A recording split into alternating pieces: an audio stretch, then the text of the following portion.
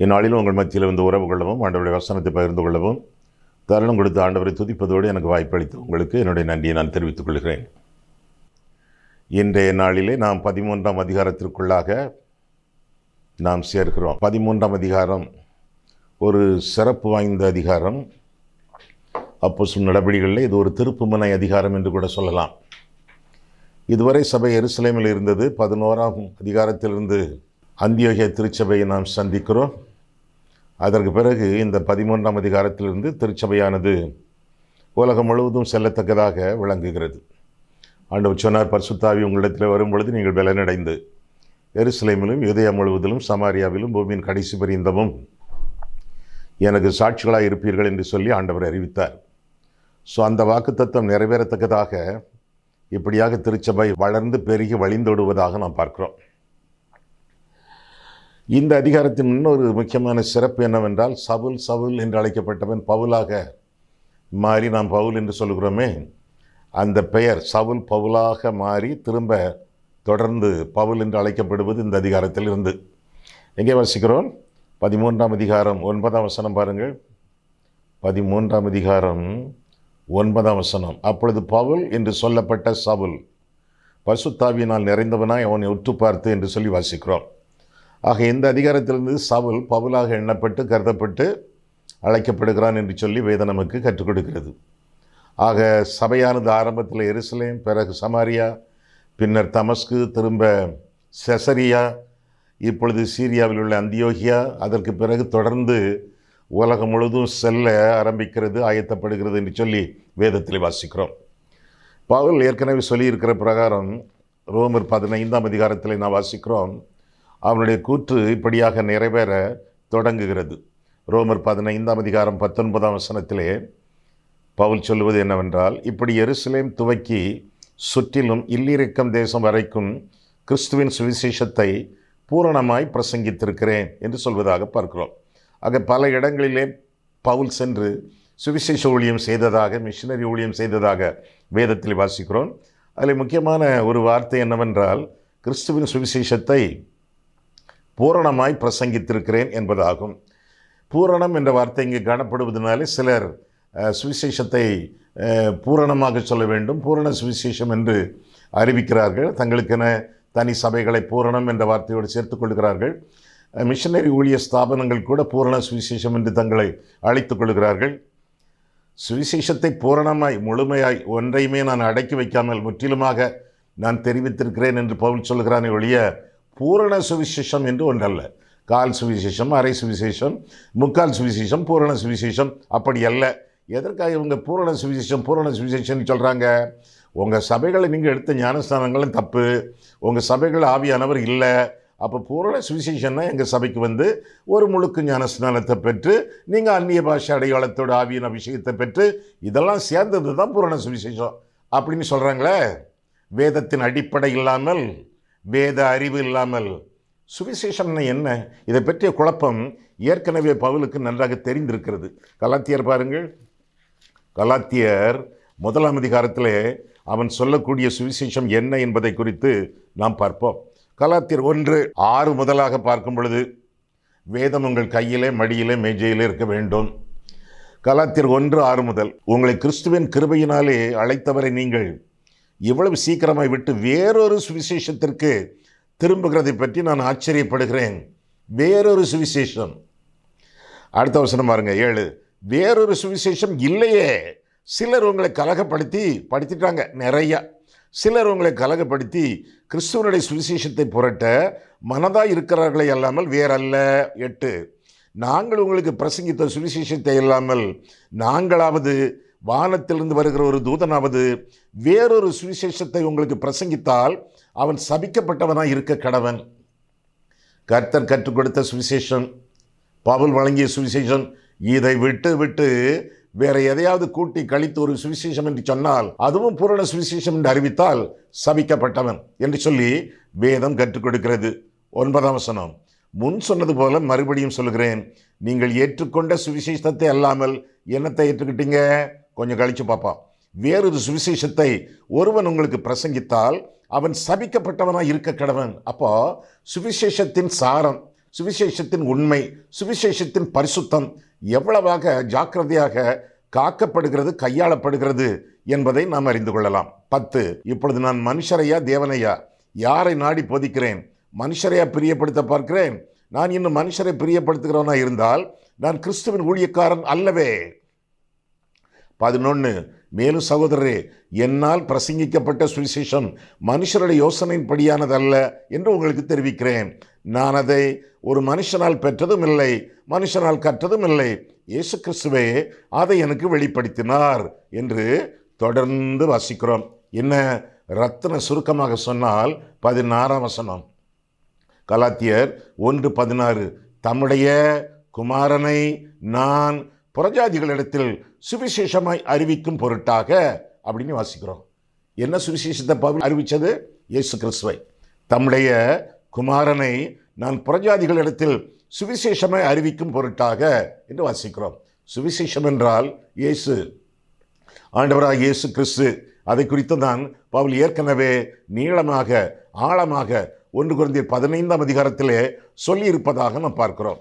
1 கொரிந்தியர் 15 எடுத்துக்கொள்வோமா? 1 கொரிந்தியர் 15:1 முதல், அன்றியும் சகோதரரே, நான் உங்களுக்கு பிரசங்கித்த சுவிசேஷத்தை மறுபடியும் உங்களுக்கு தெரியப்படுத்துகிறேன். நீங்களும் அதை ஏற்றுக்கொண்டு அதில் நிலைத்திருங்கள். நான் உங்களுக்கு பிரசங்கித்த பிரகாரமாய் நீங்கள் அதை கை கொண்டிருந்தால் அதனாலே நீங்கள் ரட்சிக்கப்படுவீர்கள். மற்றபடி உங்கள் விசுவாசம் விருதாவாய் இருக்குமே. ஆமாம், இந்த மாதிரிப்பட்ட வசனங்களை எல்லாம் உங்களுக்கு சபையில் சொல்லி தர்றாங்களா? இல்லது கூட்டத்தோடு கூட்டமாக சேர்ந்து அவர் சொல்கிறார் இவர் சொன்னார் சொல்லி எதையோ சொல்லி உங்களை குழப்பிக்கிட்டு இருக்காங்களா? அடுத்த வசனம் 3, நான் அடைந்ததும் உங்களுக்கு பிரதானமாய் ஒப்புவித்ததும் என்னவென்றால், கிறிஸ்துவானவர் வேத வாக்கியங்களின்படி நமது பாவங்களுக்காக மரித்து அடக்கம் பண்ணப்பட்டு வேத வாக்கியங்களின்படி 3ஆம் நாளில் உயிர்த்தெழுந்து கேபானா பேதுரு, கேபாவுக்கும் பின்பு 12 தரிசனமானார். அதன் பின்பு அவர் 500 பேருக்கு அதிகமான சகோதரருக்கும் ஒரே வேளையிலே தரிசனமானார். அவர்களில் அநேகர் இந்நாள் வரைக்கும் இருக்கிறார்கள், சிலர் மாத்திரம் நித்திரை அடைந்தார்கள். பின்பு யாக்கோபுக்கு அதன் பின்பு அப்போஸ்தலர் எல்லாருக்கும் தரிசனமானார். எல்லாருக்கும் பின்பு அகால பிறவி போன்ற எனக்கும் தரிசனமானார் என்று தொடர்ந்து சொல்வதாக வேதத்திலே வாசிக்கிறோம். என்ன சொல்கிறார் பவுல் இந்த வசனங்களிலே? இயேசுவானவர் பிறந்தார், வளர்ந்தார், மரித்தார், உயிர்த்தார். இயேசுவை பற்றிய அவருடைய வாழ்க்கை வரலாறு, அவருடைய மரணம், உயிர்த்தெழுதல் இவற்றை முக்கியத்துவப்படுத்தி பவுல் சுவிசேஷமாக அறிவிப்பதாக பார்க்கிறோம். அப்போ சிம்பிளாக சொல்லணும்னா, ஒரே வார்த்தையில் சொல்லணும்னா சுவிசேஷம் அப்படின்னா இயேசு கிறிஸ்து, அவ்வளோதான். சுவிசேஷம்னா இயேசு கிறிஸ்துன்னு அர்த்தம். சுவிசேஷங்கிற வார்த்தைக்கு ஆங்கிலத்தில் காஸ்பல், இது ஆங்கில வார்த்தை அல்ல, இது ஆங்கிலோ சாக்சன் வேர்டு அப்படின்னு சொல்லுவாங்க. காட், ஸ்பெல் ரெண்டு சேர்ந்தது காஸ்பல்னு சொல்லுவாங்க. காட்னா தேவன், ஸ்பெல்லுன்னா வேர்டு, வார்த்தை. அப்போ காஸ்பல்னா என்னது? காட்ஸ் வேர்டு அப்படின்னு அர்த்தம். ஆண்டவருடைய வசனம் யாரு? ஆண்டவராகிய இயேசு கிறிஸ்து. அந்த வார்த்தை மாம்சமாகி கிருபையினாலும் சத்தியத்தினாலும் நிறைந்தவராய் நமக்குள்ளே வாசம் பண்ணினார் என்று சொல்லி வேதத்திலே வாசிக்கிறோமே. யோவான் 1ஆம் அதிகாரத்திலே ஆண்டவராக இயேசு கிறிஸ்து நமக்கு அருளப்படக்கூடிய மெய்யான சுவிசேஷம் என்று சொல்லி வேதம் நமக்கு கற்றுக் கொடுக்கிறது. சரி, ஊழியத்தின் பலவிதமான மாதிரிகளை இதுவரை நாம் பார்த்திருக்கிறோம். முதலாவதாக 2ஆம் அதிகாரத்திலே எருசலேம் மாதிரி, எருசலேம் சபையின் மாதிரியை குறித்து பார்த்தோம். அதற்கு பிறகு சமாரிய மாதிரி குறித்து நாம் பார்த்தோம். அதற்கு பிறகு ரோம மாதிரி, அதை 10ஆம் அதிகாரத்தில் பார்த்தோம். அதற்கு பிறகு அந்தியோகியா, அந்த மாதிரியும் குறித்து நாம் 11ஆம் அதிகாரத்திலே பார்த்தோம். அந்தியோகியா சபையின் அழகு என்ற தலைப்பிலே ஒரு செய்தியை நாம் ஏற்கனவே சிந்தித்திருக்கிறோம். இன்றைக்கு அதனுடைய தொடர்ச்சி, அந்தியோகியா சபையின் அழகு என்ற செய்தியின் 2ஆம் பாகத்தை குறித்து இந்த நாளிலே நாம் படித்து தியானிக்க போகிறோம். சரியா? இது ஒரு நல்ல ஆண்டவருக்கு பிரியமான ஒரு ஆவிக்குரிய ஒரு ஊழியம் சார்ந்த அருட்பணி சார்ந்த சபை என்று சொல்லி நாம் வாசிக்க நாம் அறிந்து கொள்ளலாம். ஆமாம், நான் சாதாரண சபைகளுக்கெல்லாம் போகிறதில்ல, நான் ஆவிக்குரிய சபைகளுக்கு தான் போகிறேன் அப்படி சிலர் சொல்கிறத கேள்விப்பட்டிருக்கீங்களா? ஆவிக்குரிய சபைன்னா என்னது? அவங்க என்ன சொல்கிறாங்க? எப்போ பார்த்தாலும் பிரைசலாட்னு சொல்லிக்கிட்டு இருக்கணும். கோயில் ஆராதனையில் பிரசங்கத்தை கவனிக்கலையோ இடையிடையே நிறைய அல்லேலுயான்னு சொல்லணும், ஆமேன்னு சொல்லணும். அதுக்கு பிறகு ஆராதனையில் கலந்து கொண்டால் பரவாயில்ல, அப்பப்போ மனசுக்குள்ளே எதையாவது முணுமுணுத்துக்கிட்டே இருக்கணும். அது ஆவிக்குரிய ஜபன்னு சொல்லுவோம். அது மட்டும் இல்லை, சாதாரண ஆராதனைகள் நமக்கு பிடிக்காது. துதி ஆராதனைகள், ஆவிக்குரிய ஆராதனைகள் என்று சொல்லி அப்படி ஒரு ஆராதனைகளை வச்சு வேதத்துக்கு புறம்பான பாடல்களை அதில் பாடிக்கொண்டிருப்போம். அப்பப்போ கண்டவங்களும் தீர்க்கதரிசனம் சொல்லுவாங்க. இவர் முடிக்கிறதுக்குள்ள அவர் சொல்லுவார், அவர் முடிக்கிறதுக்குள்ள அவங்க சொல்லுவாங்க. இடையிடையே அவங்க தீர்க்க தரிசனமும் உரைப்பாங்க. நம்முடைய தீர்க்க தரிசனத்தில் குறைவு உண்டு என்று சொல்லி 1 கொரிந்தியர் 13ஆம் அதிகாரத்திலே நாம் பார்க்கிறோம். ஆக வெள்ளை ஆடைகள் தான் அவங்க அணிஞ்சுக்கிட்டு வருவாங்க. ஏன்னா பரலோகத்தில் வெந்நீர் ஆடை தான் உண்டு. அதனால் இப்போ உலகத்திலே அதை பற்றி ப்ராக்டிஸ் பண்ணிடணும் என்று சொல்லி இப்போ இருந்தே வெந்நீர் ஆடைகளை அணிய ஆரம்பித்து கொண்டு வெந்நீர் ஆடையோடு ஆலயத்திற்கு வருவார்கள். இயேசு கிறிஸ்துவுக்கு கொடுக்கக்கூடிய முக்கியத்துவத்தை விட பரிசுத்த ஆவியானவருக்கு முக்கியத்துவம் கொடுப்பார்கள். சரியா தப்பா? சரிதானே? பிதா, குமாரன், பரிசுத்த ஆவியானவர் ஒரே தெய்வம் தானே. இயேசு, பிதா, பரிசுத்த ஆவியானவர் எல்லாம் ஒன்று தானே. அதில் ஒன்றும் தப்பு இல்லை. ஆனால் இயேசுவுக்கு கொடுக்கக்கூடிய மகிமையை முற்றிலுமாக மறைத்து விட்டு ஆவியானவரே ஆவியானவரே ஆவியானவரே என்று சொல்லி கொண்டிருப்பது குழப்பமாக இருக்கிறது, வேதத்திற்கு புறம்பாக இருக்கிறது. ஆண்டவர் என்ன சொன்னார் தெரியுமா? ஆண்டவர் என்ன சொன்னார்? யோவான் 16ஆம் அதிகாரம் பாருங்க. யோவான் 16, 13, 14. சத்திய ஆவியாகி அவர் வரும்போது சகல சத்தியத்திற்குள்ளும் உங்களை நடத்துவார். அவர் தம்முடைய சுயமாய் பேசாமல் தாம் கேள்விப்பட்டவைகள் யாவையும் குறித்து. கேள்விப்பட்டிருக்காங்களே, அப்ப யார் சொல்லி கொடுத்தாங்க? எப்படி கேள்விப்பட்டாங்க? தாம் கேள்விப்பட்டவைகள் யாவையும் குறித்து வரப்போகிற காரியங்களை உங்களுக்கு அறிவிப்பார். யாரு? சத்திய ஆவி, பரிசுத்த ஆவியானவர் என்று சொல்லி வேதத்தில் வாசிக்கிறோம். எங்க கேள்விப்பட்டாங்க? அப்ப யார் அவங்க மகிமைப்படுத்தணும்? அடுத்த வசனம் பாருங்க, 14. அவர் எவர்? சத்திய ஆவியாகிய அவர். அவர் என்னுடையதில்னா இயேசுவினிடத்தில் உள்ளவை என்னுடையதில் எடுத்து உங்களுக்கு அறிவிப்பதினால் என்னை மகிமைப்படுத்துவார். ஆவியானவர், பரிசுத்த ஆவியானவர் இயேசு கிறிஸ்துவை மகிமைப்படுத்துவார். ஆவியானவர் தன்னை மகிமைப்படுத்துவார் என்று சொல்லவில்லை, என்னை மகிமைப்படுத்துவார் என்று ஆண்டவர் சொல்கிறார். இன்றைக்கு இயேசுவானவரை குறித்த மகிமை சில சபைகளிலே ரொம்ப குறைவாக காணப்படுகிறது. ஆவியானவர் தம்மைத்தாமே மகிமைப்படுத்தக்கூடிய அளவிலே ஆராதனைகள் நிகழ்கின்றன. அப்படி இருத்தலாகாது. ஒரே தெய்வம் 3 ஆழ்த்தத்துவங்களிலே விளங்குகிறார். விளங்கி கொள்ள முடியாது. விசுவாசித்து ஏற்றுக்கொள்ளுகிறோம். மேலே ஆகாயத்திலே பிதா, இவர் என்னுடைய நேசகுமாரன் என்று சொல்லுகிறார். அந்தரத்திலே ஆவியானவர் புறாவை போல இறங்கி வருகிறார். அகிலத்திலே மண்ணிலே ஆண்டவராகிய இயேசு கிறிஸ்து. மேலே பிதா, மத்தியிலே ஆவியானவர், மண்ணிலே இயேசு. 3 பேரும் தனித்தனி ஆழ்த்தத்துவங்கள், தனித்தனி இடங்கள் என்று வேதம் சொல்கிறது மத்தேயு 3ஆம் அதிகாரத்தில். சரியா? ஆனாலும் இந்த மூவரும் ஒருவர் விளங்க முடியவில்லை. விசுவாசித்தை ஏற்றுக்கொள்ள வேண்டும். பரலோகத்திலே சாட்சியிடுகிறவர்கள் மூவர், பிதா, வார்த்தை, பரிசுத்த ஆவி. இந்த மூவரும் ஒன்றாயிருக்கிறார்கள். 1 யோவான் 5:7. இந்த தேவன் எல்லார் மேலும், எல்லாரோடும், நம் எல்லாருக்குள்ளும் இருக்கிறவர். எபேசியர் 4:6. எல்லார் மேலும் பிதா, எல்லாரோடும் வாழ வந்தவர் இம்மானுவேல் இயேசு. எல்லாருக்குள்ளும் தங்க வந்தவர், வசிக்க வந்தவர் பரிசுத்த ஆவியானவர். திரித்துவம் விளங்கிக் கொள்ளக்கூடிய ஒரு காரியம் அல்ல, அது விசுவாசித்து ஏற்றுக்கொள்ளப்பட வேண்டிய உண்மை என்று சொல்லி வேதத்தில் வாசிக்கிறோம்.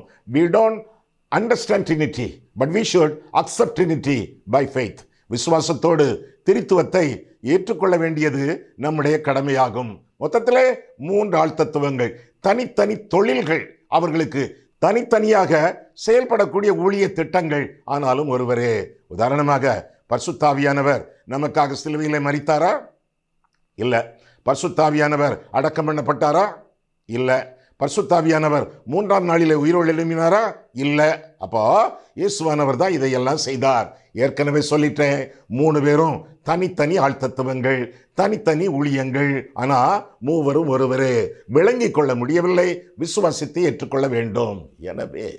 எனவே ஆவியானவர் தன்னை மகிமைப்படுத்தவில்லை, என்னை மகிமைப்படுத்துவார் என்று இயேசு சொன்னதினாலே ஆண்டவராக இயேசு கிறிஸ்துவுக்கு கொடுக்க வேண்டிய மகிமையை விட்டு விடாதிருங்கள். நீங்கள் என்னமோ ரொம்ப ஆவிக்குரியவர்கள், ஆவிக்குரிய சபையை சேர்ந்தவர்கள் என்று சொல்லிக்கொண்டு பரிசுத்தாவி பரிசுத்தாவி என்று சொல்லி பெருமை அடிக்காதிருங்கள். சரியா? ஆவிக்குரிய சபைன்னா ஆவியானவருக்கு சொந்தமான சபை. எந்த சபை? எல்லா சபைகளும். குறிப்பிட்ட ஒரு சபை ஆவியானவர் எங்களுக்கு தான் சொந்தம் என்று சொல்ல முடியாது. எல்லா சபைகளும் ஆவியானவருக்கு சொந்தம், ஆவியானோட சொத்து என்று சொல்லித்தான் வேதத்திலே வாசிக்கிறோம். அவர் 7 பொன்குத்து விளக்குகளின் மத்தியிலே உலாவி வரக்கூடிய ஆவியானவர். 7 என்றால் 7, 7 என்றால் எல்லாம், பூரணம் என்று அர்த்தம். எல்லா சபைகளிலும் உலாவி வரக்கூடிய ஆவியானவர்.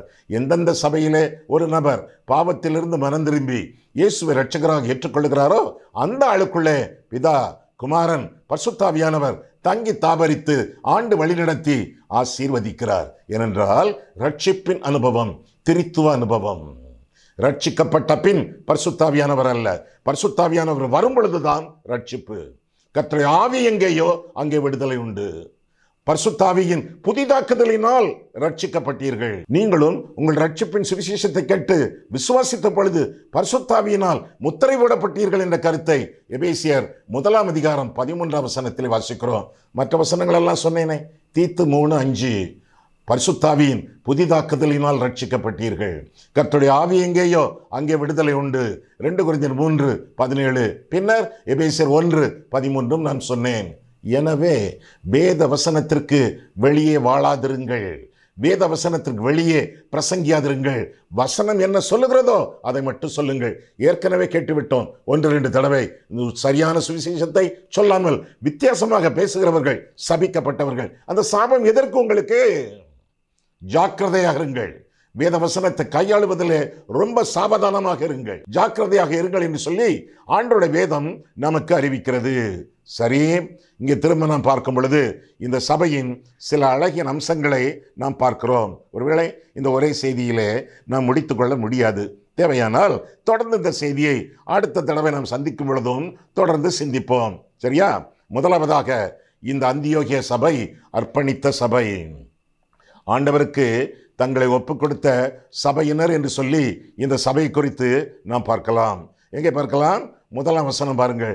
இனி அப்போஸ்தலர் 13 திறந்தே வைத்துக் கொள்ளுங்கள். சில காரியங்களை நாம் சிந்திக்க போகிறோம். ஐயா, சிலன்னா எத்தனை? சுமார் 7 வச்சுக்கிட்டுங்களேன். 7 காரியங்களை, 7 அம்சங்களை, அந்தியோகிய சபையின் அழகு, அந்த அழகின் 7 அம்சங்கள் ஒவ்வொன்றாக நாம் பார்க்க இருக்கிறோம். முதல் வசனம், அந்தியோகியா பட்டணத்தில் உள்ள சபையிலே பர்னபாவும் நீகர் எனப்பட்ட சிமியோனும் சிரேனே ஊரனாகிய லூகியும் கார்பங்கு தேசாதிபதியாகிய ஏரோதுடனே கூட வளர்க்கப்பட்ட மனாயினும் சவுலும் தீர்க்கதரிசிகளாயும் போதகர்களாயும் இருந்தார்கள் என்று சொல்லி நாம் வாசிக்கிறோம். 2ஆம் வசனத்தில் அவர்கள் கர்த்தருக்கு ஆராதனை செய்து உபவாசித்துக் கொண்டிருக்கிற போது என்று தொடர்ந்து வாசிக்கிறோம். இது எப்படிப்பட்ட சபை? ஆவிக்குரிய சபை. முதலாவது அம்சம் என்ன? அர்ப்பணம். ஆண்டவருக்கு ஒப்பு கொடுத்திருந்தார்கள், ஆண்டவருக்கு ஆராதனை செய்தார்கள், ஆண்டவரை மட்டுமே அவர்கள் நம்பி நாடி ஜீவித்தார்கள் என்று சொல்லி அவர்களை குறித்து நாம் வேதத்திலே வாசிக்கிறோம். எப்படி இந்த சபை உருவானது என்று பார்த்தால் ஆதியிலேயே நாம் பார்க்கும் பொழுது 8ஆம் அதிகாரம் 1ஆம் வசனத்திலிருந்து வாசிக்கையிலே அப்போஸ்தலர் 8:1 முதல் அவனை கொலை செய்கிறதற்கு, யாரை? ஸ்தேவானை. அவனை கொலை செய்கிறதற்கு சவுலும் சம்மதித்திருந்தான். அக்காலத்திலே எருசலேமில் உள்ள சபைக்கு மிகுந்த துன்பம் உண்டாயிற்று. அப்போஸ்தலர் தவிர மற்ற யாவரும் யூதேயா சமாரியா தேசங்களில் சிதறப்பட்டு போனார்கள். 4ஆம் வசனம், சிதறி போனவர்கள் எங்கும் திரிந்து சுவிசேஷ வசனத்தை பிரசங்கித்தார்கள். இப்படி பிரசங்கிக்க பிறகு அந்த வசனம் அந்தியோகியா வரை வந்தது. இங்கு சபை சிதறப்பட்டவர்கள் சிப்புரு தீவார், சிரேனே பட்டணத்தார், சிலர், சீஷர் அப்படியாக வந்து அவர்கள் ஆரம்பித்தார்கள் என்று சொல்லி வேதத்திலே வாசிக்கிறோம். அர்ப்பணித்த சபை, ஆண்டவருக்கு ஒப்பு கொடுத்த சபை, முற்றிலுமாக ஆண்டவருக்கு தங்களை தத்தம் செய்த சபை என்று சொல்லி இந்த சபையை குறித்து நாம் வேதத்தில் வாசிக்கிறோம். ஆண்டவருடைய சித்தத்திற்கு கீழ்ப்படிந்த சபை. ஆவிக்குரிய சபைன்னா என்ன அர்த்தம்? ஆவியானவருக்கு கீழ்ப்படிதல். ஆவியானவருக்கு கீழ்ப்படிதல் என்றால் என்ன அர்த்தம்? வேத வாக்கியங்கள் எல்லாம் ஆவியினால் அருளப்பட்டிருக்கிறது. வேத வாக்கியங்களுக்கு கீழ்ப்படியக்கூடிய சபை. கீழ்ப்படியாத பல சபைகளை குறித்து வரும் நாட்களில் நாம் பார்க்க போகிறோம். ஆவிக்குரிய சபை, ஆவிக்குரிய சபை என்று சொல்லிக்கொண்டு சற்றும் ஆவியானவருக்கு கீழ்ப்படியாத சபைகளை எல்லாம் நாம் வேதத்தில் பார்க்க இருக்கிறோம். ஆவிக்குரிய சபை, ஆண்டவருடைய சித்தத்திற்கு கீழ்ப்படியக்கூடிய சபை என்று சொல்லி வேதம் நமக்கு பல இடங்களிலே கற்றுக் கொடுக்கிறது. அந்த கற்றுக் கொடுத்தல்களை வருங்காலத்திலே தொடர்ந்து நாம் பார்ப்போம். முதலாவதாக ஆவிக்குரிய சபையின் அழகு என்ன? அர்ப்பணித்த சபை. இரண்டாவதாக இது அந்யோன்ய சபை, ஐக்கியம் கொண்டாடக்கூடிய சபை, உறவு கொண்டாடக்கூடிய ஒரு சபை. ஒருவருக்கொருவர் ஒற்றுமை, ஒப்புரவு, ஒருமைப்பாடு எல்லாம் இருந்தது. ஐக்கியம் அவர்கள் மத்தியில் இருந்ததினாலே ஆசீர்வதிக்கப்பட்ட சபையாக அவர்கள் விளங்கினர் என்று சொல்லி வேதத்திலே வாசிக்கிறோம். எங்கே இந்த ஐக்கியத்தை பார்க்கிறோம்? எங்கே இந்த அந்யோன்யத்தை பார்க்கிறோம்? அதை முதல் வசனத்தில் நாம் பார்க்கும் பொழுது எப்பேற்பட்ட ஆட்கள் எல்லாம் இந்த சபையிலே தலைவர்களாக இருந்தார்கள் என்று பாருங்கள். அந்தியோகியா பட்டணத்தில் உள்ள சபையிலே பர்னபா, நீகர் எனப்பட்ட சிமியோன், சிரேனே ஓரான் ஆகிய லூகி, கார்பங்கு தேசாதிபதியாக ஏரோதுடன் கூட வளர்க்கப்பட்ட மனாயின், சவுல், இவர்களெல்லாம் தீர்க்கதரிசிகளாகவும் போதகர்களாகவும் இருந்தார்கள் என்று சொல்லி இந்த பகுதியிலே நான் வாசிக்கிறோம். ஆக 5 மக்கள், 5 விதமான மனிதர்கள், 5 விதமான இடங்களிலிருந்து வந்தவர்கள். யாரெல்லாம்? முதலாவதாக பர்னபா, பின்னர் நீகர், அதற்கு பிறகு லூகி, அதற்கு பிறகு மனாயின், அதற்கு பிறகு சவுல். 5 விதமான மக்கள் அங்கே கூடியிருந்தார்கள் என்று சொல்லி வேதம் கற்றுக் கொடுக்கிறது. பர்னபா யார்? அவன் ஒரு காலத்தில் யூதன், அவன் லேவியனாக இருந்தவன். அந்த ஊழியத்தெல்லாம் விட்டு சீப்புரு தீவுக்கு அவன் ஓடிப்போனவன் என்று சொல்லி அவனை குறித்து வாசிக்கிறோம். அவன் ஆறுதலின் மகன் என்று அர்த்தம் கொள்ளக்கூடிய அளவிலே ஒரு பட்ட பெயரும் பெற்றவன். அவன் தான் சவுலை ஊழியத்திலே அறிமுகப்படுத்தினவன். இது பர்னபா. இரண்டாவதாக நீகர் எனப்பட்ட சிமியோன் என்று சொல்லி பார்க்கிறோம். இது நீகர்னா நீக்ரோ என்று சொல்வார்கள் அல்லவா? அந்த வார்த்தையிலிருந்து வந்த வார்த்தை. ஆப்பிரிக்கா கண்டத்தை சேர்ந்தவன், ஒரு புறஜாதி என்று சொல்லி இந்த மனுஷனை குறித்து பார்க்கிறோம். கருப்பு நிறம், மந்த புத்தியும் உண்டு என்று சொல்லி சிலர் சொல்வார்கள். இன்னும் சிரேனே ஊரானாகிய லூகி என்று வாசிக்கிறோம். அவனும் ஏறக்குறைய ஆப்பிரிக்கா கண்டத்தை சேர்ந்தவன், அவனும் புறஜாதி. வித்தியாசமான மனிதர்கள் இங்கே இருந்திருக்காங்க பாருங்க. மனாயின் நான்காவதாக அவன் ஒரு ஏதோமியன், ரோமன், ஏரோது வீட்டிலே வளர்க்கப்பட்டவன். எந்த ஏரோது வீட்டிலே? அந்திப்பா ஏரோது என்று சொல்லி வேதத்திலே வாசிக்கிறோம். ஆக ஒரு ரோமன், ஏதோமியன் என்று சொல்லி வேதம் கற்றுக் கொடுக்கிறது. அதற்கு பிறகு சவுல். யார் அந்த சவுல்? நம்முடைய பவுல் தான் சவுல். அவன் யூதன், பிற்றைய நாட்களிலே ரோம பிரஜா உரிமை பெற்றவன் என்று சொல்லி அவனை குறித்து வேதத்திலே வாசிக்கிறோம். 5 விதமான மக்கள், ஏறக்குறைய 5 விதமான இனங்கள், வம்சங்கள், குறிப்பாக 5 விதமான இடங்களில் இருந்து வந்தவர்கள். இவர்களெல்லாம் ஒருமித்து வாசம் பண்ணினார்கள் என்று சொல்லி வேதத்திலே இந்த பகுதியிலே நான் வாசிக்கிறோம். 5 பேர், 5 விதமான மக்கள் சேர்ந்திருந்தார்கள். அவர்கள் ஆராதித்தார்கள், ஆராதனை நடத்தினார்கள், ஆவிக்குரிய சபையாக சபையை வளர்த்தார்கள். இதெல்லாம் சாத்தியமா? கிறிஸ்துவின் சரீரத்திலே இது சாத்தியம். ஒருவேளை புறமான ஆராதனை ஸ்தலங்களிலே, லோக்கல் காங்கிரிகேஷன், அதிலே சாத்தியம் இல்லாமல் இருக்கலாம். ஆனால் திருச்சபையிலே, கிறிஸ்துவின் சரீரத்திலே, ஆண்டவருடைய சரீரத்திலே இது சாத்தியம் என்று சொல்லி வேதம் கற்றுக் கொடுக்கிறது. எங்கே? 1 கொரிந்தியர் 12:13 எடுத்துக்கொள்ளுங்கள். 1 கொரிந்தியர் 12:13 நீங்கள் மனப்பாடம் பண்ண வேண்டிய ஒரு வசனம். இந்த வசனம் தெரியாமலேயே பிரசங்கிக்கக்கூடிய அநேக பிரசங்கிமார்கள் உண்டு. 1 கொரிந்தியர் 12:13 மனப்பாடம் பண்ணிக்கொள்ளுங்கள். இதனுடைய குறிப்பிட்ட அர்த்தம் உங்களுக்கு தெரிந்துவிட்டால் ஆவியானவரை பற்றிய போதனை உங்களுக்கு இலவசமாக, எளிதாக, நன்றாக விளங்கும். நாம் யூதராயினும் கிரேக்கராயினும், அடிமைகளாயினும் சுயாதீனராயினும் எல்லாரும் ஒரே ஆவியினாலே ஒரே சரீரத்திற்குள்ளாக ஞானஸ்நானம் பண்ணப்பட்டு எல்லாரும் ஒரே ஆவிக்குள்ளாகவே தாகம் தீர்க்கப்பட்டோம் என்று சொல்லி வேதத்திலே நான் வாசிக்கிறோம். ஆவியின் ஞானஸ்நானம் என்ற தலைப்பில் ஏற்கனவே நான் உங்களுக்கு ஒரு செய்தி கொடுத்திருக்கிறேன். அந்த செய்தி வேண்டுமென்றால் நீங்கள் யூடியூப்பில் பார்க்கலாம், நீங்கள் கண்டுபிடித்து விடுவீர்கள். அதில் இன்னும் திறம்பட நிறைய அந்த காரியங்களை பற்றி, ஆவியின் ஞானஸ்நானத்தை பற்றி சொல்லப்பட்டிருக்கிறது. சரி, பலவிதமான மக்கள், 5 விதமான இடங்களிலிருந்து வந்தவர்கள், 5 விதமாக வளர்க்கப்பட்டவர்கள், ஏறக்குறைய 5 விதமான மொழி பேசக்கூடிய மக்கள் ஒரே சபையிலே தலைவர்களாக இருந்து திருச்சபை நடத்துவது லேசான காரியமா? லேசான காரியம் அல்ல. இப்பொழுது ஆவிக்குரிய சபைகளிலே திரும்ப இந்த உலக பிரகாரமாக சொல்லிக்கிட்டாங்கல்ல, நாங்கள் ஆவிக்குரிய சபை அங்கேயே வந்து கொண்டிருக்கிறேன். ஆக தேவனுடைய ராஜ்யத்திலே, திருச்சபையிலே தலைவர்களாக, ஊழியக்காரர்களாக, போதகர்களாக யார் இருக்கிறார்கள்? 5 விதமான இனங்களிலிருந்து, 5 விதமான இடங்களிலிருந்து வந்தவர்கள். ஒரே குடும்பத்தை சேர்ந்தவர்கள் அல்ல. ஒரு தகப்பன், அவனுக்கு பிறந்த பிள்ளைகள், தகப்பன் இப்படி போதகரோ அதே போல பிள்ளைகள் எல்லாம் போதகர்களாக இருக்க வேண்டும் என்று சட்டம் இல்லை. ஊழியம் என்பது, திருச்சபை என்பது குடும்ப சொத்து அல்ல. அதை குடும்ப சொத்தாக வைத்திருப்பீர்கள் என்றால் கொஞ்ச நாளிலே அந்த சபை நாற்றமடிக்கும். இன்னும் கொஞ்ச நாளிலே அந்த சபை உடைந்தே போகும். அதற்கு பிறகு காணிக்கைகள் கொடுத்து சேர்த்து வைத்திருப்பார்களே விசுவாசிகள், அவை எல்லாவற்றையும் இந்த ஊழியக்காரர்கள் என்று சொல்லக்கூடிய குடும்ப சொத்தாக வைத்திருக்கிறவர்கள் அவர்கள் பிரித்து கொண்டு போய்விடுவார்கள். இது நடைமுறையிலே காணக்கூடிய ஒரு காரியமாக இருக்கிறது, அனுபவமாக இருக்கிறது. தேவராஜ்யத்தின் திருச்சபை தேவராஜ்யத்தின் பிள்ளைகளால் நடத்தப்பட வேண்டும். சொந்த பிள்ளைகளால் அல்ல, தேவராஜ்யத்தின் பிள்ளைகளாக நடத்தப்பட வேண்டும். The church should be run by kingdom people, not by one family. குடும்ப சொத்து அல்ல, தேவராஜ்யத்தின் பிள்ளைகளாக சேர்ந்து நடக்க வேண்டும். ஏலியின் பிள்ளைகள், அவன் ஆசாரியன், ஏலியின் பிள்ளைகள் ஆசாரியர்களாக வந்தார்கள், தாறுமாறாக்கினார்கள் ஊழியங்களை. சாமுவேல் இஸ்ரவேலின் எல்லையெங்கிலும் அறியப்பட்ட சாமுவேல், அவருடைய பிள்ளைகள் ஊழியத்துக்கு வந்தார்கள், நியாயங்களை எல்லாம் புரட்டி தாறுமாறாக்கினார்கள். ஐயா, அழைக்கப்பட்டார்களே ஆரோனின் பிள்ளைகள், அழைப்பு இருக்க வேண்டும், அதுதான் முக்கியம். ஆண்டவர் அழைக்க வேண்டும். அழைத்த பிறகும் தாறுமாறாக தங்களுடைய ஜீவியத்தை ஊழியத்தை நடத்தி கொண்டிருந்தால் தேவாலயத்திலே ஆண்டவர் கொன்று போடுவார் என்று சொல்லி வேதத்திலே வாசிக்கிறோம். ஆரோன் 4 பையன்கள், அனைவரையும் ஆண்டவர் ஊழியத்திற்கு அழைத்தார். 2 பேரை ஆலயத்தில் ஆண்டவர் கொன்று போட்டார் என்று சொல்லி வேதத்திலே வாசிக்கிறோம். காரணம், ஆசீர்வாதமாக இருக்க வேண்டிய சபை, ஆவிக்குரிய சபை, அங்கே அந்நிய அக்கினி கொண்டு வரப்பட்டது. இன்றைக்கு ஏறக்குறைய எல்லா சபைகளிலும் அந்நிய அக்கினிகள் வந்து கொண்டிருக்கின்றன. ஜபமாக, பாடலாக, செய்தியாக அநேக அந்நிய அக்கினிகள் திருச்சபையை ஆட்கொண்டிருக்கின்றன. கேட்டால் நாங்கள் ஆவிக்குரிய சபை என்று சொல்கிறார்கள். வெட்கமாக இல்லையா?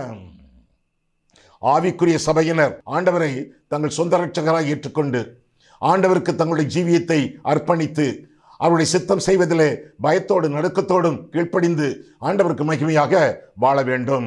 அப்படிப்பட்டவர்கள் தான் ஆவிக்குரிய சபை என்று சொல்லி தங்களை அழைக்க முடியும். 3வதாக, ஆராதிக்கும் சபை, ஆராதனை செய்யக்கூடிய சபை, ஆவிக்குரிய சபை, ஆவியோடும் உண்மையோடும் ஆண்டவரை தொழுது கொள்ளக்கூடிய சபை என்று சொல்லி இன்றைய நாளிலே 3வது அம்சமாக நாம் பார்க்கிறோம். 2ஆம் வசனம் மீண்டுமாக பாருங்கள். அப்போஸ்தலர் 13ஆம் அதிகாரம் 2ஆம் வசனம். வேதம் உங்களுடைய கையிலே, மடியிலே, மேஜையிலே இருக்க வேண்டும். அப்போஸ்தலர் 13:2. அவர்கள் கர்த்தருக்கு ஆராதனை செய்து உபவாசித்துக் கொண்டிருக்கிற போது பர்னபாவையும் சவுலையும் நான் அழைத்த ஊழியத்திற்காக அவர்களை பிரித்து விடுங்கள் என்று பரிசுத்த ஆவியானவர் திருவுளம் பற்றினார் என்று சொல்லி வேதத்தில் என்ன வாசிக்கிறோம். ஆக 3வதாக, ஆராதிக்கும் சபை. ஆலயம் தொழுவது சாலவும் நன்று என்று நாம் சொல்லுகிறோமே. கர்த்தருடைய ஆலயத்திற்கு போவோம் என்று அவர்கள் எனக்கு சொன்ன பொழுது மகிழ்ச்சியாக இருந்தேன் என்று சங்கீதக்காரன் தாவீது அறிவிப்பதாக 122ஆம் சங்கீதம் 1ஆம் வசனத்திலே வாசிக்கிறோமே. சபை கூடி வருதலை சிலர் விட்டு விடுகிறது போல நீங்கள் விட்டுறாதீங்க என்று புத்தி சொல்லப்படுவதாக எபிரேயர் 10ஆம் அதிகாரம் 25ஆம் வசனத்திலே நாம் காண்கிறோமே. ஆலயம், ஆராதனை முக்கியமான ஒரு காரியம் என்று சொல்லி வேதம் நமக்கு தெளிவாக கற்றுக் கொடுக்கிறது. ஏற்கனவே 1வது வசனத்திலே எப்படியாக 5 விதமான மக்கள் ஒருமித்து கூடி ஆண்டவருடைய ஆராதனை நடத்தினார்கள் என்று பார்த்தோம். மீண்டும் அந்த வசனத்தை வாசித்து விடுவோமா? அப்போஸ்தலர் 13:1. அந்தியோகியா பட்டணத்தில் உள்ள சபையிலே பர்னபாவும், இவன் யூதன், இவன் லேவியன், இவன் ஊழியத்தை விட்டு ஓடிப்போனவன், திருந்தி வந்தவன், மீண்டும் ஊழியத்திலே சேர்ந்து கொண்டவன். அடுத்தாற் போல நீகர் எனப்பட்ட சிமியோனும், இந்த நீகர் எனப்பட்ட சிமியோன் ஆப்பிரிக்கா கண்டத்தை சேர்ந்தவன், கருப்பன், அவனும் ஊழியத்தில் கலந்து கொண்டான். சிரேனே ஊரானாகிய லூகி, இவனும் ஏறக்குறைய ஆப்பிரிக்கா கண்டத்தை சேர்ந்தவன், இவனும் ஊழியத்தில் இணைந்து கொண்டான். கார்பங்கு தேசாதிபதியாகிய ஏரோதுடனே கூட வளர்க்கப்பட்ட மனாயின், இவன் ஏதோமியன், ரோம் அரசாங்கத்தில் உள்ள முக்கியமான ஒரு புள்ளி என்று சொல்லலாம். பிறகு சவுல் பெற்றைய நாட்களிலே பவுல், ஆரம்பத்தில் யூதன், பிறகு போக போக ரோம பிரஜா உரிமையையும் பெற்றுக்கொண்டவன். 5 விதமான மக்கள், 5 விதமான இடங்களை சேர்ந்தவர்கள் இணைந்தவர்கள் ஆராதனை நடத்தினார்கள். அந்நியோன்யத்தை கொண்டாடினார்கள். அந்த அந்நியோன்யத்தை, அந்த ஒற்றுமை, ஒப்புரவு, ஒருமைப்பாடு ஐக்கியம், இவற்றையெல்லாம் தங்களுடைய ஆராதனைகளிலே காட்டினார்கள், தங்களுடைய அருட்பணிகளிலே காட்டினார்கள் என்று சொல்லி வேதத்திலே வாசிக்கிறோம். ஆண்டவரை பொறுத்த அளவிலே ஐக்கியம் முதலாவது, ஆராதனை இரண்டாவது. தெரியுமா உங்களுக்கு? ஆராதித்து கொண்டிருக்கிறீர்களே, உங்களுக்கு ஒருவருக்கொருவர் ஐக்கியம் உண்டா? அதுவும் கம்யூனியன் சர்வீஸ், திருவிருந்து ஆராதனை, அதில் பங்கு பெறுகிறீர்களே, பங்கு பெறுவதற்கு முன்பு எல்லாரையும் மன்னித்து விட்டீர்களா? யாரிடமாவது மன்னிப்பு கேட்க வேண்டுமா? கேட்டிருக்கிறீர்களா? ஐக்கியத்தோடு கலந்து கொள்ள வேண்டிய பந்தி, கம் பிளஸ் யூனியன், கம்யூனியன், சேர்ந்து கலந்து கொள்ள வேண்டிய பந்தி, கர்த்தருடைய பந்தி. ஒற்றுமையோடு ஒப்புரவோடு வாழ்கிறவர்கள் இந்த பந்தியிலே பங்கு பெறுவதற்கு தகுதி உள்ளவர்கள் என்று சொல்லி அறிந்து கொள்ள வேண்டும். நீ பலிபீடத்தில் அவருடைய காணிக்கை செலுத்த வரும் பொழுது உன் சகோதரனுக்கு உன் பேரிலே குறை உண்டென்று நினைவு கூறுவாயாகில் உன் காணிக்கையை அங்கேதானே வைத்துவிட்டு எடுத்துட்டு போனால் திரும்பி வர மாட்டீங்களே, வைத்துவிட்டு முன்பு போய் உன் சகோதரனுடைய ஒப்புரவாகி பின்பு வந்து உன்னுடைய காணிக்கை செலுத்து. முன்பு ஒப்புரவு, பின்பு காணிக்கை, முன்பு ஐக்கியம், பின்பு ஆராதனை. ஐக்கியம் முதலாவது, ஆராதனை இரண்டாவது. ஐக்கியத்தோடு நாம் ஆண்டவரை ஆராதிக்கக்கூடிய அளவிலே அடுத்தவர்களோடு ஒப்புரவோடு ஜீவிக்கத்தக்கதாக நம்முடைய வாழ்க்கையை காத்துக்கொள்ள வேண்டும். முதலாவதாக அவர்கள் மத்தியிலே அவர்கள் ஆராதனையில் ஐக்கியம் இருந்தது, முதலாம் வசனத்தின் அடிப்படையிலே. இரண்டாவதாக உபவாசம் இருந்தது என்று வாசிக்கிறோம். இரண்டாம் வசனம், அவர்கள் கர்த்தருக்கு ஆராதனை செய்து உபவாசித்துக் கொண்டிருக்கிற போது என்று வாசிக்கிறோம். உபவாசம் முக்கியமான கிறிஸ்தவ ஆவிக்குரிய பண்புகளிலே ஒன்று என்று சொல்லி வேதத்திலிருந்து நாம் விளங்கிக் கொள்ள வேண்டும். இந்த உபவாச நாட்களிலே சிலர் ஒரு நாள் இருப்பாங்க, காலையில் 6 மணியிலிருந்து சாயங்காலம் 6 மணி வரை. சிலர் 3 நாள் இருப்பாங்க, 3 நாளுக்கு வேதத்தில் ஆதாரம் இருக்கு. சிலருக்கு 7 நாள் இருப்பாங்க, 7 நாளுக்கு வேதத்தில் ஆதாரம் இல்லை, இருந்தாலும் இருப்பார்கள். இருப்பது சரிதான். ஏனென்றால் கர்த்தருக்கென்றல்லவா அவர்கள் உபவாசம் இருக்கிறார்கள். சிலர் 21 நாட்கள் உபவாசம் இருப்பார்கள், சிலர் 40 நாட்கள் உபவாசம் இருப்பார்கள். ஆண்டவருடைய கிருபையினாலே 40 நாட்கள் என்று சொல்லி நான் சில தடவைகள் உபவாசங்கள் இருந்திருக்கிறேன். சிலர் 40 நாளுக்கு மேல 80 நாள் இருக்கணும் என்று சொல்லி, ஏன்னா 40 நாள் ஆன உடனே பசி மறந்தே போகுமே, இன்னொரு 40 நாள் அப்படியே கண்டினியூ பண்ணிடலாம் என்று சொல்லி இருப்பார்கள். அது தவறல்ல, உபவாசம் தானே இருக்கிறாங்க, தவறல்ல. ஆனால் உடலை பார்த்து கொள்ள வேண்டும், தேவனுடைய ஆலயமாகிய சரீரத்தை பார்த்து கொள்ள வேண்டும். இரண்டாவதாக ஊழியத்தை பார்த்து கொள்ள வேண்டும். உங்கள் மூலமாக ஆண்டவருக்கு நிறைய காரியங்கள் ஆக வேண்டியது இருக்கிறது. எனவே சரீரத்தின் நிலைமையை, வல்லமையை கவனித்துக் கொண்டு உங்களுடைய உபவாசத்தை தொடரலாம் அல்லது 40 நாளோடு முடித்துக் கொள்ளலாம். உபவாசம் ஆவிக்குரிய டிசிப்ளின், ஆவிக்குரிய ஒழுக்கங்களிலே ஒன்று என்று சொல்லி வேதத்திலே வாசிக்கிறோம். இந்த உபவாச நாட்களிலே அதிகமாக நம்மை ஆராய்ந்து பார்த்து மனம் திரும்புகிறோம், நம்மை நாமே தாழ்த்துகிறோம். இன்னும் தற்பரிசோதனை செய்து வேதனை உண்டாக்கும் வழி நம்மிடத்தில் உண்டோ என்று பார்த்து நித்திய வழியிலே கர்த்தர் நம்மை நடத்தத்தக்கதாக ஆண்டோட சமூகத்திலே காத்திருக்கிறோம். அது மட்டுமல்ல, ஏராளமாக ஜெபிக்கிறோம், மற்றவர்களுக்காக ஜெபிக்கிறோம். ஆவியானவரே பல ஜெப குறிப்புகளை அந்த நாட்களிலே நமக்கு தந்தருளுவார், ஜெபிக்கிறோம். அது மட்டுமல்ல, இந்த விதமான பிசாசு ஜெபத்தினாலும் உபவாசத்தினாலும் அன்றி வேறு எதினாலும் போகாது என்று சொல்லி ஆண்டவர் கற்பித்தாரே. பிசாசு துரத்துவதற்கு கூட இந்த உபவாச நாட்கள் உறுதுணை செய்கின்றன என்று சொல்லி வேதம் நமக்கு கற்றுக் கொடுக்கிறது. ஆக அவர்களுடைய ஆராதனையிலே என்னதெல்லாம் இருந்தது? முதலாவதாக ஒற்றுமை இருந்தது, ஐக்கியம் இருந்தது. இரண்டாவதாக உபவாசம் இருந்தது. மூன்றாவதாக உருத்தான ஜபம் இருந்தது, கருத்தான ஜபம் இருந்தது. மூன்றாம் வசனம் பாருங்கள், அப்பொழுது உபவாசித்து ஜபம் பண்ணி என்று வாசிக்கிறோம். அவர்கள் ஜபம் பண்ணினார்கள். உபவாசம் என்று சொல்லிவிட்டு சிலர் ஜபம் பண்ணுகிறதில்லை. உபவாசம் இருக்கிறேன் என்று சொல்லி ஊரை சுற்றுவார்கள் அல்லது டிவியே பார்த்து கொண்டிருப்பார்கள். ஜபம் ரொம்ப முக்கியமான காரியம். ஆண்டவரோடு நமக்கு பேச்சுவார்த்தை இருக்க வேண்டும். தொடர்ந்து இடைவிடாமல் ஜபம் பண்ணுங்கள் என்று கர்த்தருடைய வேதம் நமக்கு கற்பிக்கிறதே. இடைவிடாத ஜபம் அப்படின்னு என்ன அர்த்தம்? நம்முடைய வாழ்க்கையே ஒரு ஜபமாக இருக்க வேண்டும். எப்பொழுதும் ஆண்டவரோடு உரையாடி, எப்பொழுதும் ஆண்டவரோடு உறவாடி வாழ வேண்டியது நம்முடைய கடமை. ஆண்டவரோடு பேச்சுவார்த்தை, அது என்ன? நாம் ஆண்டவரோடு பேச வேண்டும், ஜபம். ஆண்டவர் நம்மோடு பேச வேண்டும், வேதம். வேதத்தை ஜபத்தையும் மாறி மாறி நம்முடைய வாழ்க்கையிலே கையாள வேண்டும். நான்காவதாக உபதேசம் இருந்தது என்று சொல்லியும் 5ஆம் வசனத்திலே பார்க்கிறோம். அப்போஸ்தலர் 13:5 சாலமி பட்டணத்தில் வந்தபோது அவர்கள் யூதருடைய ஜபாலயங்களில் தேவ வசனத்தை பிரசங்கித்தார்கள். உபதேசமும் அவர்கள் மத்தியிலே இருந்தது என்று சொல்லி வேதம் நமக்கு தெளிவாக கற்றுக் கொடுக்கிறது. ஆண்டவருடைய வசனம் கற்றுக் கொடுக்கப்பட்டது. ரொம்ப முக்கியம். ஆவிக்குரிய சபைகளில் ரொம்ப முக்கியம். ஒரு வசனத்தை எடுப்பார்கள், எங்கேயோ போய் விடுவார்கள். ஊர்கதைகள், வெளிநாட்டு கதைகள், அந்த கதை இந்த கதை என்று சொல்லி உள்ளதை உள்ளபடி சொல்லாமல், அதுவும் மிகைப்படுத்தி அல்லது அடுத்தவருடைய அனுபவங்களை காப்பி அடித்து என்டர்டைன் பண்ணுவார்களை ஒழிய எடிஃபை பண்ண மாட்டார்கள். நேரத்தை போக்குவார்கள். உபதேசம் ஒரே ஒரு வசனம், அதற்கு பிறகு கதைகள் கதைகள் கதைகள், நிறைய கட்டுக்கதைகள். உபதேசம் பண்ணும் பொழுது வசனத்தை உச்சரியுங்கள். கர்த்தருடைய வேதம் போதும். ஒரு கூட்டத்திலே, கல்கத்தாவிலே ஒரு கூட்டம் நடந்தது. பெரிய கூட்டம்.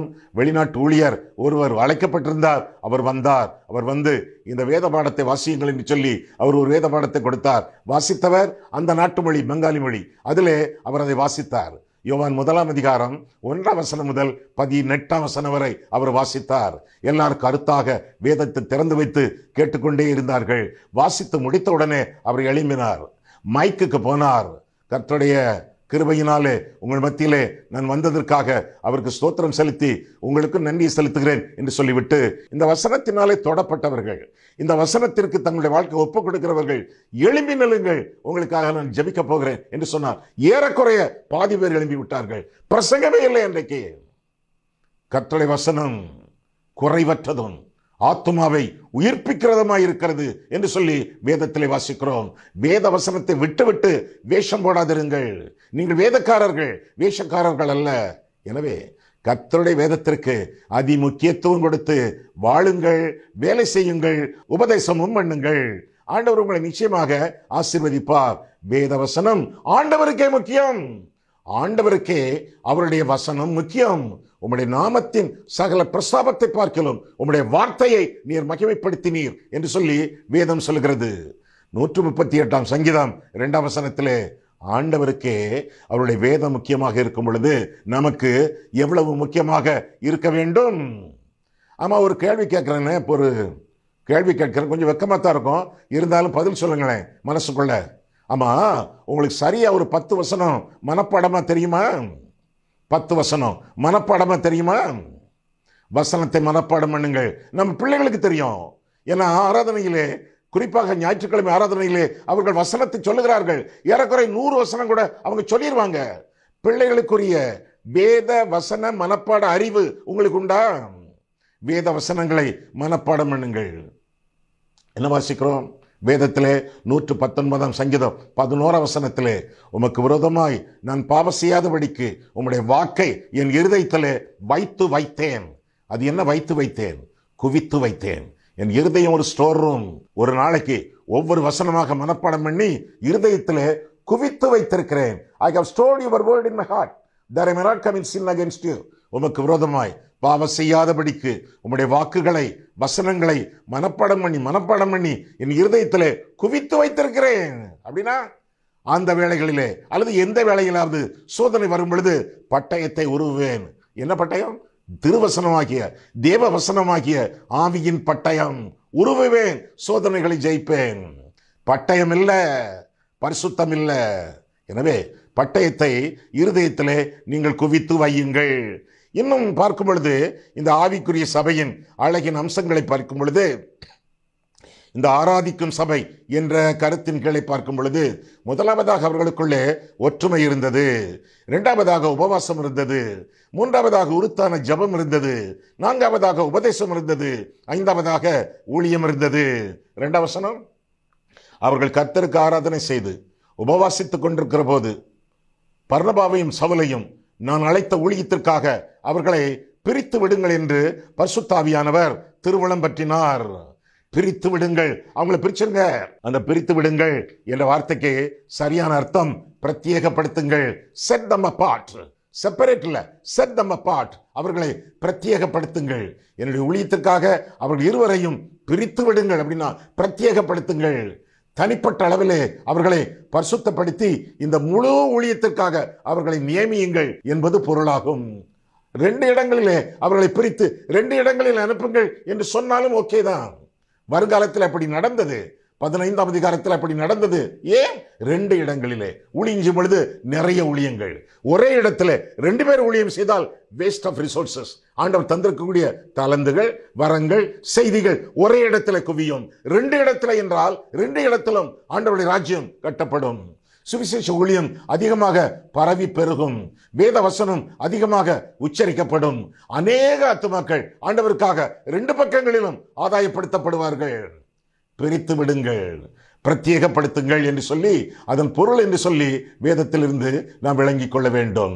ஆக முதலாவதாக அர்ப்பணித்த சபை, இரண்டாவதாக அவர்களை குறித்து பார்க்கும் பொழுது அந்யோன்யத்தின் சபை, மூன்றாவதாக ஆராதிக்கும் சபை, நான்காவதாக அறிவூட்டும் சபை. அறிவு ஊட்டும் சபை ஏற்கனவே நாம் கற்றது. தேவ வசனத்தை அவர்கள் பிரசங்கித்தார்கள். 5ஆம் வசனத்திலே மீண்டும் வாசிக்கிறேன். 5ஆம் வசனம். சாலமி பட்டணத்தில் வந்தபோது அவர்கள் யூதருடைய ஜபாலயங்களில் தேவ வசனத்தை பிரசங்கித்தார்கள். ஆலயம், டெம்பிள் எருசலேமில் மட்டும்தான். ஜபாலயம் எல்லா இடங்களிலும், சினகாக் எல்லா இடங்களிலும் இருந்தது. எனவே போகிற இடங்களில் எல்லாம் ஜபாலயங்களில் அவர்கள் பிரசங்கத்தை ஆரம்பிப்பது அவர்களுடைய பழக்கமாக இருந்தது. 5ஆம் வசனம் மீண்டும். சாலமி பட்டணத்தில் வந்தபோது அவர்கள் யூதருடைய ஜபாலயங்களில் தேவ வசனத்தை பிரசங்கித்தார்கள். யோவானும் அவர்களுக்கு உதவிக்காரனாக இருந்தான் என்று சொல்லி வேதத்திலே நாம் பார்க்கிறோம். ஆக வசனம் அங்கே பிரசங்கிக்கப்பட்டது. அறிவூட்டும் ஊழியம் அங்கே நடந்தது என்று சொல்லி வேதத்தில் வாசிக்கிறோம். அறிவூட்டக்கூடிய மக்கள் அங்கே இருந்தார்களே, அந்த 5 பேரும் வேத வசன அறிவை ஊட்டக்கூடிய ஊழியக்காரர்கள் தானே. மீண்டும் முதல் வசனத்தை பாருங்கள். அந்தியோகியா பட்டணத்தில் உள்ள சபையிலே பர்னபாவும் நீகர் எனப்பட்ட சிமியோனும் சிரேனே ஊரானாகிய லூகியும் கார்பங்கு தேசாதிபதியாகிய ஏரோதுடனே கூட வளர்க்கப்பட்ட மனாயினும் சவுலும் எப்படி இருந்தாங்க? தீர்க்கதரிசிகளாயும் போதகர்களாயும் இருந்தார்கள். போதகர்னா பாஸ்டரா? ஆஹா, டீச்சர். அப்போ போதகர்களாயும் இருந்தார்கள். போதிக்கிறவர்கள், ஆண்டவருடைய வசனத்தை கற்றுக் கொடுக்கிறவர்கள். தீர்க்கதரிசிகள், தீர்க்கதரிசினா தேவனுடைய சித்தத்தை சொல்லக்கூடியவர்னு அர்த்தம். தீர்க்கதரிசி என்றால் தேவனுடைய சித்தத்தை அறிவிக்கிறவர் என்ற அர்த்தம். அப்படிப்பட்டவர்கள் அவர்களில் 2 பவுலும் பர்னபாவும் ஊழியத்திற்காக அவர்கள் பிரித்தெடுக்கப்பட்டார்கள் என்று சொல்லி வேதம் நமக்கு கற்றுக் கொடுக்கிறது. வேத வசனத்திலே சிறந்து விளங்கிய ஒரு திருச்சபை. உணர்ச்சி கொந்தளிப்போடு ஆராதனைகளை நடத்தக்கூடிய ஆராதனைகள் உண்டு. அது மட்டுமல்ல, ஆசார நெறிகளுக்கு முக்கியத்துவம் கொடுத்து ரிச்சுவல்ஸ், ஆசாரங்களை கடைபிடிக்கக்கூடிய சபைகள் உண்டு. அது மட்டுமல்ல, சுவிசேஷ ஊழியம் நமக்கு தேவையில்லை, சமூக சேவை தான் நமக்கு தேவை என்று சொல்லி சமூக சேவைகளுக்கு முக்கியத்துவம் கொடுக்கக்கூடிய ஆராதனைகள் உண்டு, அருட்பணிகள் உண்டு, அருட்செய்திகள் உண்டு. ஆனால் தேவ வசனத்தை போதிக்கக்கூடிய ஊழியங்கள், திருச்சபைகள் இந்நாட்களிலே மிக குறைவு. ஆண்டவருடைய வசனத்துக்கு முக்கியத்துவம் கொடுத்து வாழ வேண்டியது நம்முடைய கடமை. ஏற்கனவே நான் சொன்னேனே, உம்முடைய நாமத்தின் சகல பிரஸ்தாபத்தை பார்க்கலாம், உம்முடைய வேதத்தை மகிமைப்படுத்தினீர். வேதம் அதிகமாக சபையிலே போதிக்கப்பட வேண்டும். வேதம் சபையிலே அதிகமாக கற்றுக் கொடுக்கப்பட வேண்டும். இன்னும் தொடர்ந்து பார்க்கும் பொழுது 5ஆவதாக ஆவிக்குரிய சபையின், அந்தியோகிய சபையின் அழகின் அம்சங்கள் என்று பார்க்கும் பொழுது 5ஆவதாக அருட்பணியின் சபை. அருட்பணியின் ஊழியம் செய்யக்கூடிய சபை, சபைக்கு வெளியே செய்யக்கூடிய ஊழியம். எங்கே? 4ஆம் வசனம். அப்படி அவர்கள் பரிசுத்தாவியினால் அனுப்பப்பட்டு செலுக்கிய பட்டணத்துக்கு வந்து கப்பல் ஏறி அங்கிருந்து சீப்புரு தீவுக்கு போனார்கள் என்று வாசிக்கிறோம். பவுலும் பர்னபாவும் எருசலேமை விட்டார்கள், அந்தியோகியாவை விட்டார்கள், புறப்பட்டு போனார்கள். அவர்கள் தான் பெஸ்ட். அந்த 5 பேரிலே இவர்கள் தான் ரொம்ப வரம் பெற்ற ஊழியர்கள், ஆவிக்குரிய கிருபை பெற்ற ஊழியர்கள். அவர்களை எல்லாம் அந்தியோகிய சபையினர் தங்களுக்காக தக்க வைத்துக் கொள்ளாமல், ஏதோ நீங்க போங்களேன் என்று சாதாரண நாட்களை தள்ளிவிடாமல் சிறந்தவர்களை உலகத்திற்கு அனுப்பி வைத்தார்கள் ஊழியம் செய்வதற்காக. சில சமயங்களிலே சிறப்பான மனிதர்களை நாம் வைத்துக் கொள்கிறோம், சாதாரணமான ஆட்களை நாம் தள்ளி விடுகிறோம் இல்லையா? மிஷனரியா? அவர் எம்ஏ படித்திருக்க வேண்டிய அவசியம் இல்லை, பிஏ படித்திருக்க வேண்டிய தேவையில்லை, SSLC ஃபெயிலா ஊழியத்திற்கு போ என்று அனுப்பி வைக்கிறார்களே, அப்படி அல்ல. மிக சிறந்தவர்களை அர்ப்பணிக்காக அனுப்பி வைப்பதாக பார்க்கிறோம். இருந்த இடத்திலும் ஊழியம் செய்தார்கள், எழும்பியும் அவர்கள் பிரகாசித்தார்கள். உலகம் முழுவதும் ஊழியத்திற்காக அவர்கள் சுற்றினார்கள். காரணம், நம்முடைய தேவன் சமீபத்திற்கு மாத்திரமல்ல, தூரத்திற்கும் தேவன் என்று சொல்லி வேதம் கற்றுக் கொடுக்கிறது. அவர் தூரத்துக்கும் தேவன். அது மட்டுமல்ல, 2 விதமான முக்கிய கனிகள். 1 ஆவியின் கனி, கலாத்தியர் 5:22 முதல்.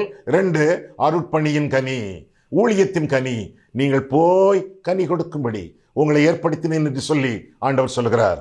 யோவான் 15:16 போய் கனி கொடுக்கும்படி இவர்கள் போய் கனி கொடுக்கத்தக்கதாக புறப்பட்டு சென்றார்கள் என்று சொல்லி வேதம் நமக்கு கற்றுக் கொடுக்கிறது. முதலாவதாக யூதர்கள் மத்தியிலே ஊழியம், இரண்டாவதாக சமாரியர் மத்தியிலே ஊழியம், அதற்கு பிறகு புறஜாதிகள் மத்தியிலே ஊழியம் ஆரம்பித்து விட்டது.